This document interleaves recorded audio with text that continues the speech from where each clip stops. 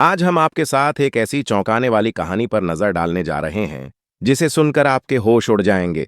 आज हम बात करने वाले हैं संजू नाम के एक लड़के की, जिसकी जिंदगी में कई महिलाएं आईं और हर बार वह महिला उसे छोड़कर चली गई। पर सवाल यह है कि आखिर क्यों क्यों कोई भी महिला संजू के साथ नहीं रह पाती थी? क्यों उसे मुंबई के सभी कोठों पर बैन कर दिया गया था? और क्यों उसकी दो दो पत्नियां उसे छोड़कर चली गईं? तो दोस्तों, आइए जानते हैं इस हैरान कर देने वाली कहानी को। पर उससे पहले, अगर आप हमारे चैनल पर नए हैं तो कृपया सब्सक्राइब करें और वीडियो को लाइक करें। चलिए शुरू करते हैं। कहानी की शुरुआत होती है बिहार के एक छोटे से गांव से, जहां संजू नाम का एक लड़का अपने चाचा के बगल में एक छोटी सी सैलून की दुकान चलाया करता था। उसके माता पिता बुजुर्ग थे। उसकी एक बहन थी जिसकी शादी हो चुकी थी। दिन अच्छे से गुजर रहे थे। दुकान चल रही थी। संजू अपना खर्चा पानी निकाल लेता था। लेकिन जैसे जैसे उसकी उम्र बढ़ रही थी, वैसे वैसे उसके चाचा को चिंता होने लगी।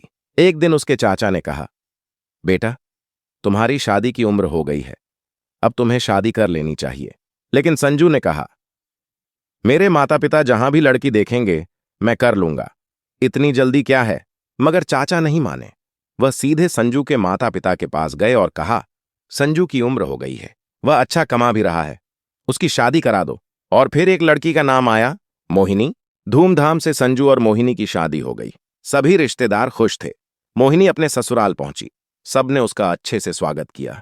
और फिर वह रात आई, सुहाग रात वाली रात। संजू सभी रिश्तेदारों से मिलने के बाद कमरे में पहुंचा।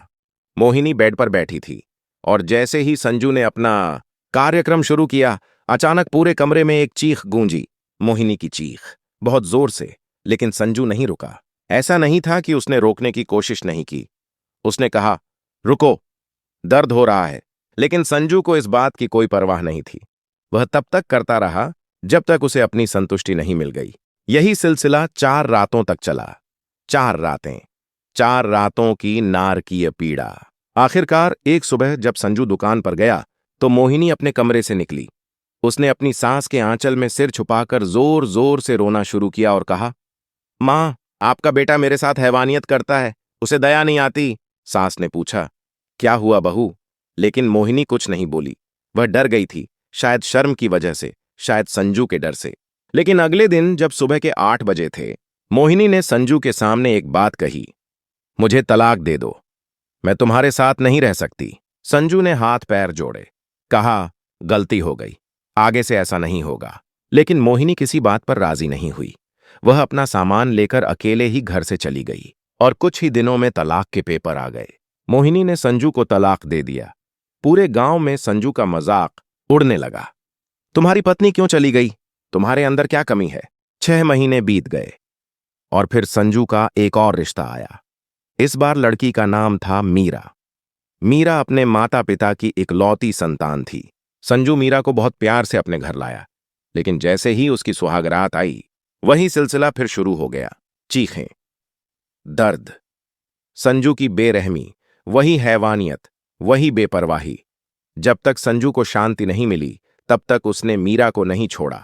सुबह हुई तो मीरा ने सीधा कहा, तुम राक्षस हो, तुम एक जानवर हो, मैं तुम्हारे साथ नहीं रह सकती। मीरा ने अपने माता पिता को फोन किया। वह रोने लगी, मुझे इस आदमी के साथ नहीं रहना है, यह बिल्कुल निर्दयी है। उसके माता पिता आए, मीरा उनके साथ चली गई। लेकिन फिर संजू ने मीरा के घर जाकर हाथ पैर जोड़े और कहा, गलती हो गई, मुझे माफ कर दो। मीरा के माता पिता ने उसे समझाया, पहली बार था, माफ कर दो। और मीरा ने एक बार और मौका देने की गलती कर दी। लेकिन कुछ ही दिनों में वही सिलसिला फिर शुरू हो गया और इस बार मीरा ने अपनी सास को सब कुछ बता दिया। आपका बेटा राक्षस है, वह रात में पागल हो जाता है, उसे होश नहीं रहता, मुझसे दर्द बर्दाश्त नहीं होता। और इसी बात को कहकर मीरा भी उस घर से हमेशा के लिए चली गई। अब गांव में संजू का जीना मुश्किल हो गया था। हर कोई उसका मजाक उड़ाता था, 2-2 पत्नियां तुम्हें छोड़कर चली गईं, तुम्हारे अंदर कौन सी कमी है? संजू का बर्दाश्त खत्म हो गया। उसने अपने माता पिता से कहा, मैं शहर जा रहा हूं। और वह मुंबई चला गया। मुंबई में संजू ने एक छोटी सी सैलून खोली। वह एक कमरे में रहने लगा। उसके बगल वाले कमरे में एक विधवा महिला रहती थी, मधु। उसका एक छोटा बच्चा था। धीरे धीरे दोनों में दोस्ती हो गई।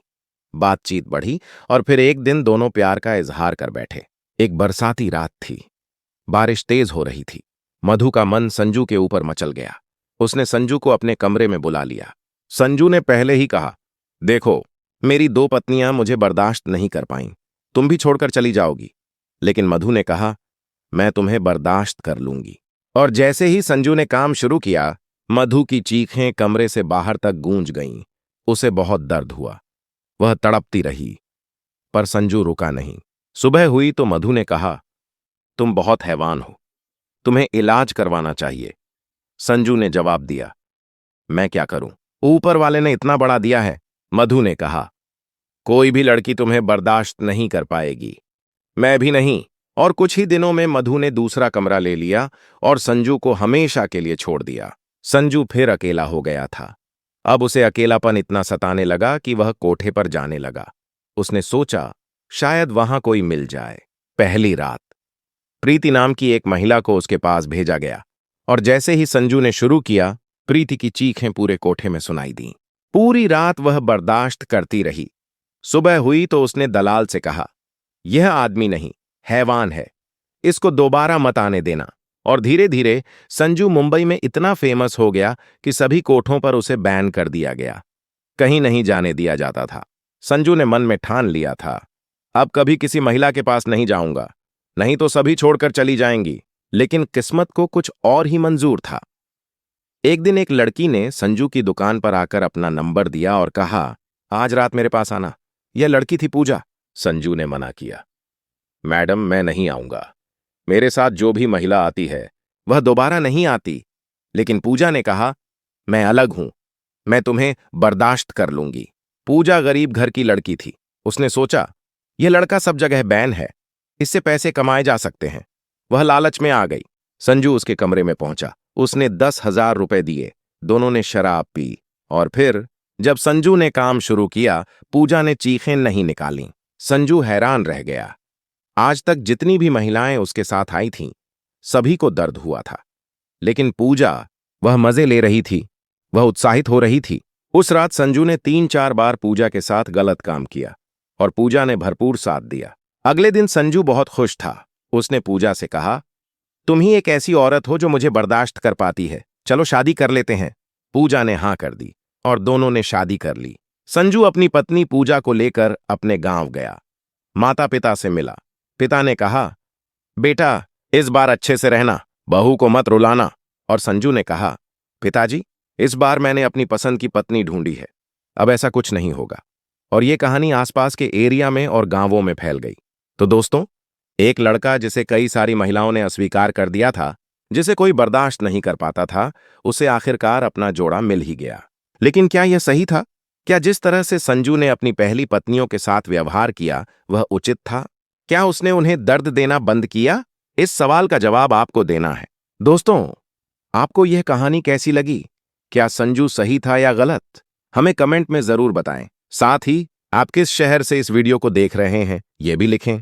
अगर आपको हमारी कहानी पसंद आई हो तो वीडियो को लाइक करें, शेयर करें और चैनल को सब्सक्राइब करें। धन्यवाद।